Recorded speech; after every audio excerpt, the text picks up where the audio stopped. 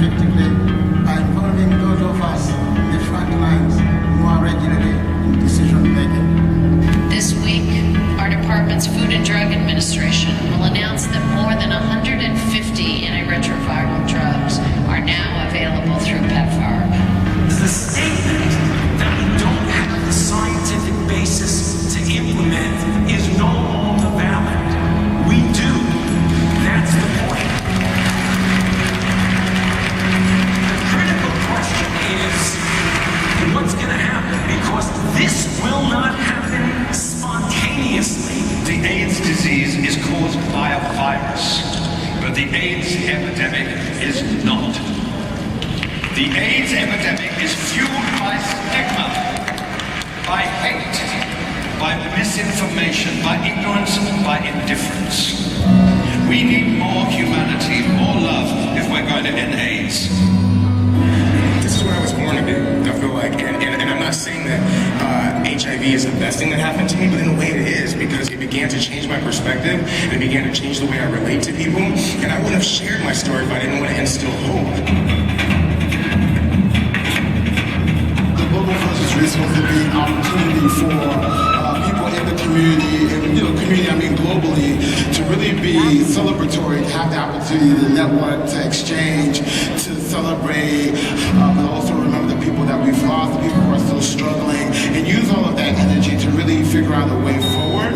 The things that I'm learning now is like we have a lot of things in common, you know? The idea of an AIDS-free generation, cure and ending the epidemic.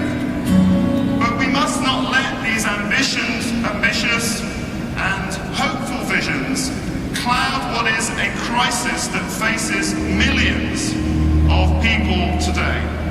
The stubborn epidemic of stigma and discrimination against gay men and women and transgender communities. То, что без нас решают вот эти вопросы, которые мы могли бы внести свой вклад. We want women to have the tools to follow the research for us, by us, with us. As a global community, equipping adolescent girls with the tools and the strategies to reduce the risk of HIV is both a moral obligation and a pragmatic strategy to achieve an AIDS-free generation. We want to make great strides in HIV, and the way to do it, and the way to make the case for much higher investment in HIV is to show that that investment has these wonderful spillover effects, not only for HIV, but in many other areas. I've seen it happen.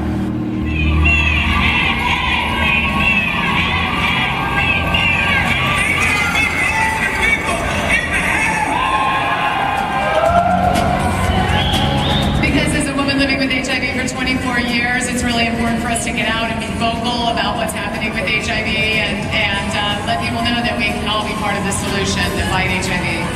Well, we basically have the solution and the tools. What we need is the support.